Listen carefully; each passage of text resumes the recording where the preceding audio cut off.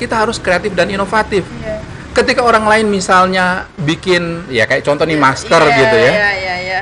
Saya nunggu waktu yang apa yang membedakan punya saya dengan yang lain gitu. Betul. Orang bikin karawo, saya harus bikin apa yang membedakan orang lain dengan saya. Orang bikin kemasan, saya harus membedakan apa yang membedakan saya dengan yang lain gitu kan. Tidak semudah itu, guys. Betul, inovasi gitu. Di saya ada prinsip innovation or die. Once you don't make it innovation, you will die. Yes, ada di-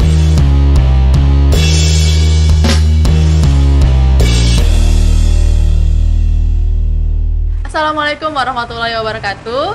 Sahabat Kriting, dalam kesuksesan tentunya ada perjuangan, proses yang pastinya sangat luar biasa. Untuk itu di kesempatan kali ini mari sama-sama kita dengarkan kisah sukses dari siapa? Kesapanya Kak Aja ya. Karena memang sosok ini sangat millennials ya. Jadi kita sapa Kak Agus Lahinta ya. Apa kabar Kak Agus? Alhamdulillah, baik.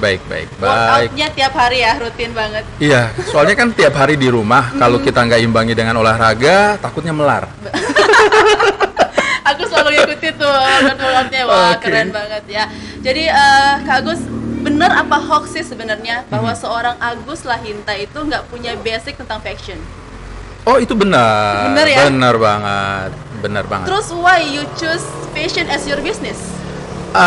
Karena itu menjanjikan yang pertama gitu ya. Itu yang menjanjikan yang pertama. Kemudian kenapa saya pilih fashion, kemudian kenapa juga Karao? Karena itu Karao is heritage of Gorontalo.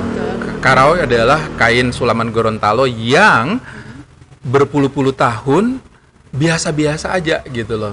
Saya merasa bahwa ada tantangan pada saat kenapa saya harus memilih itu gitu, dan akhirnya terbukti gitu pada saat saya yang akhirnya merasa punya passion dan memilih Karao, itu ibaratnya itu kayak Ada benang merahnya. Iya, ada benang merah dan kayak benang ketemu jarum gitu.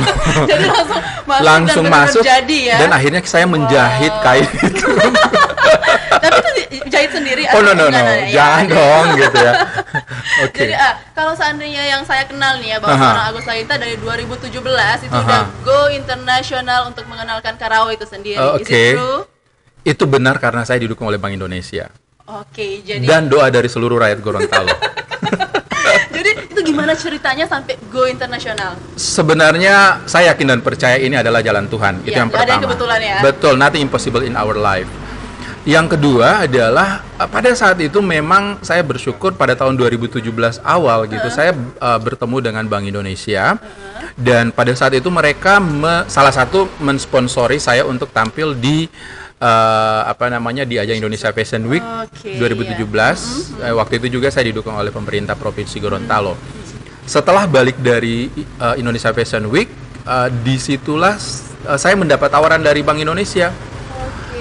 Sebenarnya ini bukan tawaran, ini adalah tantangan gitu loh. Dan I love challenge. Jadi Iya. mereka yang menawarkan ke seorang Agus Lahinta. Iya, menantang lah istilahnya Iya, gitu betul, kan. betul. Jadi pada saat itu mereka mengatakan, Pak Suryono waktu itu ya, Hah? kepala BI gitu, beliau bilang, "Hey Mas Agus, so setelah ini you mau kemana?" Iya. Wah, What will you do? wow, saya bilang, aduh my God. Dan pada saat itu akhirnya saya berpikir gini, kebetulan waktu di Jakarta, saya kan orangnya suka jalan kemana-mana untuk nyari networking, nyari apalah gitu ya. Saya orangnya nggak mau begitu ada kesempatan ya udah, Langsung, saya pengen ada lagi dan Explore terus ya. iya. Dan pada saat itu saya mendapatkan link, mendapatkan channel, mendapatkan networking, mendapatkan informasi tentang sebuah event di New York pada bulan September. Itu adalah part of New York Fashion Week.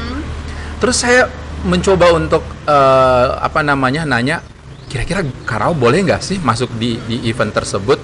Kira-kira Karao boleh masuk nggak di event tersebut? Terus akhirnya boleh, that's I keep.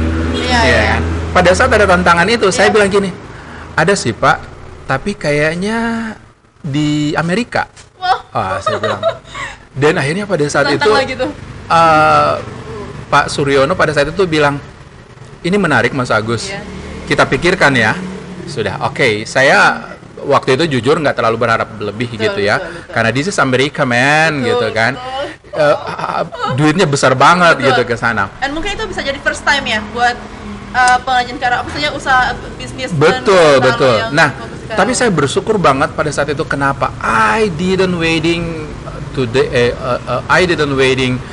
a week, a month atau couple months gitu ya for waiting the result gitu ya. Saya hanya membutuhkan kurang dari 24 jam untuk yes, you are going to America. You are so lucky. Ya, saya alhamdulillah banget. Jadi pada saat itu saya ingat sorenya setelah maghrib saya ditelepon sama Pak Suryono, katanya Mas Agus, kamu udah di ACC untuk ke Amerika, so siapin segala sesuatu, besok kita tunggu di kantor. Wow. Oh ya kan? Dan akhirnya saya mempersiapkan segalanya dari bulan Februari ke bulan September dan preparation running well. Yes. September juga running well dan akhirnya itu yang saya bisa katakan that's the Karao journey yang memberikan dampak yang begitu besar bagi Karao yang akhirnya turunannya apa? Pengrajinnya agak naik gitu kan. Sense of belonging dari Karao itu bukan lagi milik orang-orang ya dulu image-nya jadul, jadi, tapi image langsung berubah gitu. langsung ya, berubah. yes. Karena pada saat di New York di samping saya bikin fashion show, saya juga ini tadi seperti ini sifatnya saya gitu, memanfaatkan kesempatan. Saya harus bikin pemotretan. Dan Sekalian saya gitu mau ya, jadi, bule gitu kan. Wow. Saya mau bule yang Iya, pakai iya, nih. iya, Tujuannya apa? Agar supaya nanti orang lihat gila, bule tuh pakai Karao, Karao. Terus kita gimana? gimana Yes, gitu. good. Dan itu memberikan dampak sehingga saya bilang bahwa this is New York effect gitu ya. Dampak dari New York terhadap Karao itu sangat besar. Pulang dari New York, Karao menjadi sangat terkenal. Omset dari saya, dari juga teman-teman yang lain juga naik gitu, dan akhirnya Karao bisa sampai pada titik sekarang menjadi ada hati di hati orang-orang gitu. Jadi kalau saya simpulkan sebenarnya yang tamu hari ini adalah pahlawan dari Karao. Oh, no. Enggak, jangan. Saya berikan istilah itu untuk pengrajin-pengrajin saya. I'm nothing without them. Saya nggak akan ada tanpa mereka, gitu lah kan. Saya itu hanya ibaratnya, karena gini, mereka tuh emang udah ada dari dulu gitu loh. Cuman mereka belum dapat orang yang tepat untuk memperkenalkan gitu. Ya. Tapi saya juga nggak bilang bahwa saya tepat gitu. Karena ini passion saya, akhirnya I did it. Berarti, nah sejak kapan apakah sejak 2017 itu kemudian this is my passion, atau memang ini sudah ada sejak zaman sekolah, zaman kuliah? Karena seperti yang kita tahu bahwa seorang Agus Taginta adalah berbasic teknik gitu loh. Kenapa kemudian berpassion di fashion Karao? Oke, sebenarnya ini kalau saya bisa refleksi kemudian nyari benang merahnya dan lain gitu. Dulu kan saya besar, pendidikan saya di Jogja. Betul. Gitu kan. Jogja itu adalah kita kenal sebagai creative city. Yes. Dan di sana saya melihat bagaimana orang-orang di sana meng-create sesuatu yang mungkin orang nggak lihat, kayak misalnya batik-batik. Dulu tuh ada namanya batik Sogan. Batik Sogan itu yang pakai orang-orang biasa atau mbok-mbok atau apa, tapi sekarang tuh dia naik gitu loh. Itu kan part of creativity gitu kan. Nah, disitulah saya melihat bahwa ini kayaknya boleh nih saya bikin di Gorontalo. Tapi kalau mau jujur gitu, waktu saya masih di Jogja, ada satu brand di Jogja yang sangat terkenal pada saat itu, dan saya tuh ada di mana brand itu mulai muncul. Ya, jadi pada saat saya di Jogja, brand itu mulai muncul dan akhirnya terkenal gitu kan. Pada saat itu brand kaos ya, mungkin tahu lah ya, saya harus sebut. Pada saat itu ide itu udah ada gitu loh. Saya bilang, aduh, one day saya balik Gorontalo, saya pengen bikin dong kaos Gorontalo yang pokoknya kata-katanya akhirnya kita bisa memperkenalkan Gorontalo, kita bisa membuat istilah-istilah prokem Gorontalo menjadi lebih milenial, istilah zaman sekarang. Tapi begitu saya sampai ke Gorontalo, pada saat saya akan memulai bisnis ini, saya berpikir gini, boleh dong saya berpikir bahwa, aduh, ntar kalau saya jualan kaos, untungnya dikit. Akhirnya saya nggak jadi bikin kaos, saya bikin bisnis Karao, tapi di perjalanan rumah Karao, setelah 1 tahun, saya akhirnya mengeluarkan brand khusus kaos. Jadi saya waktu itu juga ngeluarin namanya tuh Olele. Olele itu kaos dari rumah Karao. Sempat saya bikin selama 2 tahun. Dan itu sebenarnya lebih ke, saya nggak niat banget untuk jualan. Jadi Pokoknya kalau ada yang datang, kan produk-produk di Rumah Karao itu kan lumayan tuh harganya. Saya mau ketika ada orang datang ke Rumah Karao, berapapun duitnya, dia tetap harus bawa produk dari Rumah Karao. Jadi kalau pada saat dia nggak bisa beli produk kemeja dan lain-lain gitu, minimal dia bisa beli kaos. Iya, kan? Akhirnya saya bikin itu dia, dan saya pikir itu hanya memanfaatkan momen aja gitu pada saat itu. Dan itulah sejarah di mana kalau mau dirunut dari belakang gitu, itulah sejarah di mana saya pertama kali tertarik untuk berada di bisnis ini. Berarti lingkungan sejak kuliah ya. Betul. Yang kemudian dikaitkan lagi dengan creativity, dengan semuanya kemudian menjadikan ide bisnis yang luar biasa ya sekarang ya. Betul. Nah, untuk faktor sejak kecil mungkin bagaimana orang tua. Wow. Ini menarik gitu ya. Kalau sejak kecil tuh saya tuh orang yang punya keinginan yang besar. Mau tahu keinginan terhadap kehidupan saya gitu kan. Keinginan besar saya itu apa? Saya mau hidup saya itu nggak susah. Jadi itu memang sudah dari kecil memang udah Iya, saya nggak mau hidup saya nggak susah, tapi saya mau berusaha gitu loh. Jadi saya pikir kenapa saya melakukan ini, kalau orang lihat itu you doing totally gitu loh. Kamu tuh melakukan dengan totalitas. Iya. Sebenarnya apa yang saya lakukan sama dengan orang-orang lain lakukan. Sama. Yang membedakannya apa? Orang lain melakukan 1 kali, saya melakukan 3 kali, bahkan 5 kali. Iya kan? Jadi kalau dipikir, misalnya gini ya, kan banyak nih orang-orang gitu, tapi kenapa punya dia begitu-begitu aja? Iya. Karena mungkin dia hanya melakukan 1 kali. 1 kali dan merasa itu cukup. Cukup. Kalau saya enggak. Seorang selain itu nggak cukup, guys. Tidak cukup gitu kan. Jadi butuh 3 kali. Butuh 3 kali atau lebih. Jadi saya pikir untuk semua pekerjaan apapun gitu ya, sama seperti ya, ini contohnya gitu. Kita makan. Kalau kita makan, misalnya kita tipikal orang yang suka lapar gitu ya. Kalau kita makan sekali pasti kita ngerasa, aduh saya belum kenyang. Tapi kalau kita makan 2 kali, 3 kali pasti kita cepat kenyang. Apalagi sesuai dengan yang ada di story-story Instagramnya luar biasa. Yang sangat menggoda gitu, aku lagi ya ampun, keren banget. Oke, jadi sebenarnya kalau seandainya orang terutama followers mungkin ya udah 20 ribuan, seharusnya tahu bahwa seorang Agus Lahinta yang sekarang bisa story-nya luar biasa itu dari makanannya, dari fashion dan sebagainya, itu adalah memang sejak kecil gitu ya, bukan kemudian sekarang, tapi memang sejak kecil itu yang diimpi-impikan dan itu yang diperjuangkan sehingga ada usaha 3 kali dibanding orang lain untuk menjadikannya seperti sekarang ini. Nah, sebenarnya penasaran, waktu kecil tuh what do you want to be? Cita-cita awalnya tuh apa sih? Waduh, sama sih seperti anak-anak kebanyakan gua gitu. Dokter dan insinyur. Alhamdulillah saya jadi insinyur. Berarti masih normal ya, Kak? Yeah. Nah, ini yang paling siapa yang paling berperan? Jujur yang paling berperan itu adalah orang tua saya. Di mana-mana seperti atau keduanya? itu. Keduanya gitu. Kalau bapak itu lebih ke tipikal orang yang saya tahu waktu itu saya tuh hidup di zaman yang ibaratnya kita bukan dari basic yang berada gitu ya. No. Bapak saya itu petani, ibu saya tuh ibu rumah tangga. Ya. Itu yang ingin saya bagi ke sahabat Kriting ya, bahwa memang ada kisah yang di balik sukses ini ada perjuangan yang sangat luar biasa. Betul. Gitu. Dan ini ada yang menarik gitu ya. Dan saya sering cerita sama mahasiswa saya, kalau ada mahasiswa yang dengerin pasti mereka tuh udah sering banget dengar di kelas gitu ya, bahwa kenapa saya memaksa harus jadi seperti ini. Kan bapak saya petani nih.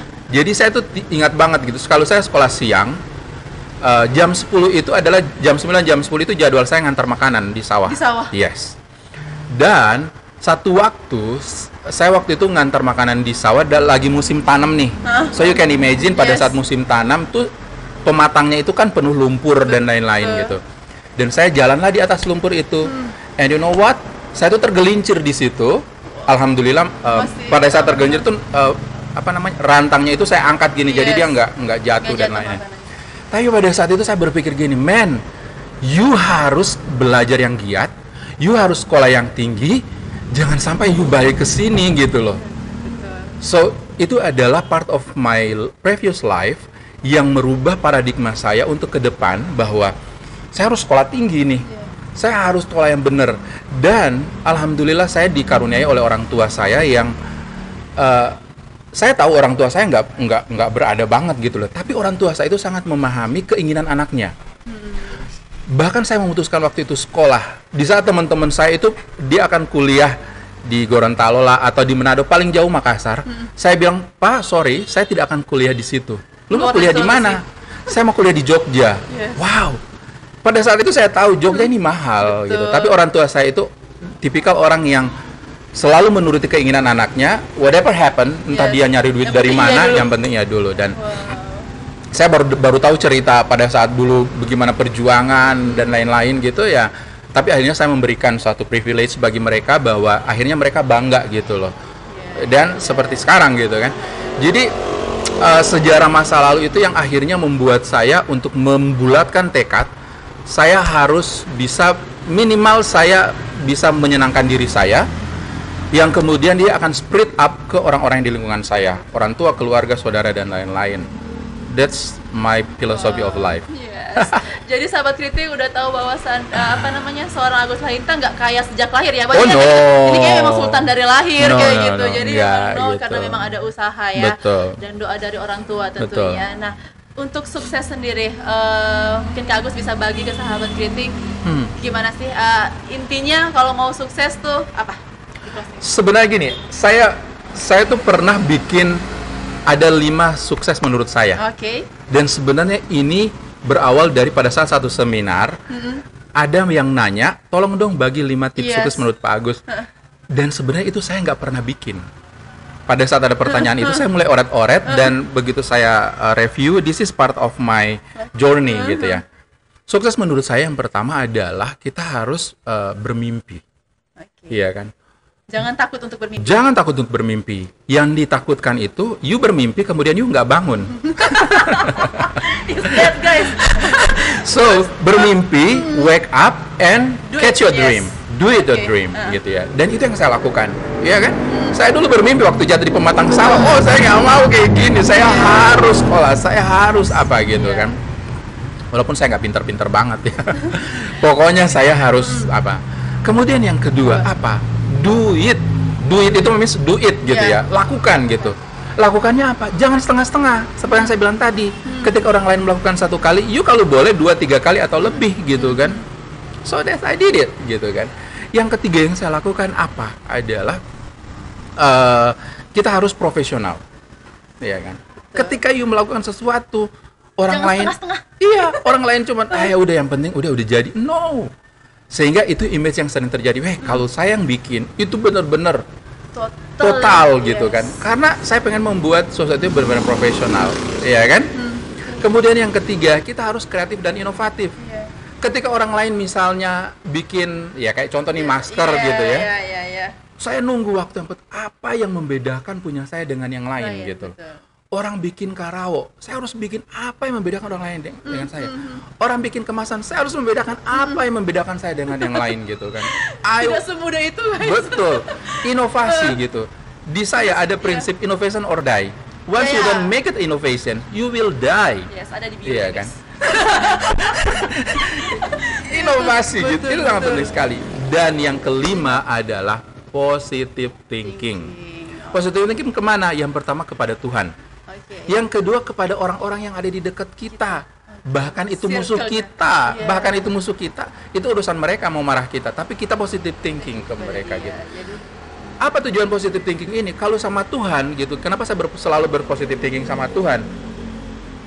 Kalau ada sesuatu yang bad menimpa saya selalu bilang, Tuhan akan kasih sesuatu yang menarik nih bagi saya, tapi Dia akan meminta saya untuk melewati ini dulu. Dan ini ujiannya untuk naik tangga gitu ya. Dan naik kelas. Saya selalu merasakan miracle dari setiap at the end of my challenge gitu loh. Selalu, dan bahkan sesuatu yang tidak pernah saya duga-duga. Saya selalu mendapatkan itu. So, ngapain saya harus, aduh Tuhan kenapa sih kok susah banget hidup gue? Jadi Tuhan kenapa? No, nggak pernah. Dengan teman-teman atau dengan orang di sekitar saya, bahkan orang yang memfitnah saya selalu positive thinking. Mungkin ini adalah ujian bagi saya, ujian pertemanan, ujian lingkungan, ujian apa.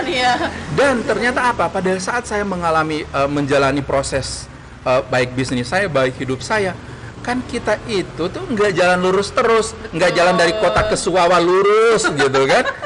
itu tuh Pasti, kayak dari iya. kota ke Batu Daa terus belok Iya. gitu kan. Jadi kita udah tahu pada saat kita diuji dengan hal-hal seperti itu, kita udah tahu.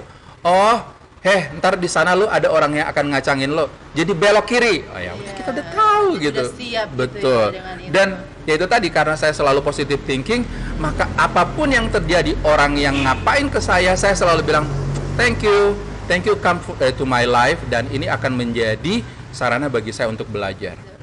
Simple kan? Yes. Udah seperti itu. Simpel bagi seorang Agus. Saya satu PR buat kita semua ya, sahabat kritik. Oke, nah Kak Agus, kalau bagi orang lain adalah sukses itu fokus, mungkin dia akan fokus jadi bisnismen gitu. Tapi seorang Agus Layinta menjadi MC, menjadi dosen, menjadi dan sangat banyak profesi lainnya. Apakah tidak mempengaruhi fokus terhadap bisnis ini? Oke, sebenarnya tetap fokus ya. Iya. Tapi kalau bisa kasih tahu gitu ya, bahwa sebelum saya bikin Rumah Karau, saya punya bisnis yang lain, yakni speaking club. Jadi sekolah yang ngajarin MC, profesional, public speaking dan lain-lain gitu. Dan itu juga lumayan menyita waktu, dan itu saya tutup. Saya fokus ke Rumah Karau. Kemudian MC, ya orang bilang, oh ngapain lu nge-MC juga gitu. Sebenarnya saya pengen keluar dari MC, tapi beberapa klien itu pengen saya tetap ada. Betul. Akhirnya apa yang terjadi? Saya mulai mensortir. Jadi mungkin saya nggak MC tiap hari gitu, atau MC tiap minggu ada gitu. Momen-momen tertentu. Jadi saya lebih berpikir bahwa orang lain bisa nge-MC tiap hari, tapi saya nge-MC seiprit aja, tapi bayarnya sama kayak mereka gitu. Kayak gitu. Jadi kan tetap ada marketing strategi yang saya mainkan. Kemudian memang jujur saya dosen gitu ya. Tapi kan di dosen pun saya hanya only dosen gitu loh. Jadi saya nggak ada jabatan, saya saya nggak pegang jabatan. Jadi kalau kita ada jabatan, otomatis kita harus from 9 to 5 di kampus. Kemudian kita harus ikut rapat ini, aduh saya nggak mau gitu kan. Akhirnya saya cuma dosen, datang pada saat ngajar, kemudian ujian skripsi, kemudian konsultasi lain-lain bisa lewat online, agar dan ilmu itu terus bermanfaat. Betul, dan bisa jadi berkah bagi kita. Betul. Itu sih. Oke, terima kasih banyak Kak Agus. Semoga kisah sukses ini sangat bermanfaat bagi sahabat kritik. Dan sahabat kritik, mari sama-sama kita doakan agar Kak Agus juga makin sukses terus. Ya Allah ya Rabbi. Makin go internasional, rajin-rajin terus ya. Mungkin siapa tahu jadi setahun 3 kali gitu ya. Amin ya Allah. Amin. Oke, makasih banyak Kak Agus. Thank you. Oke, sahabat kritik, always think creative with kritik. Bye-bye.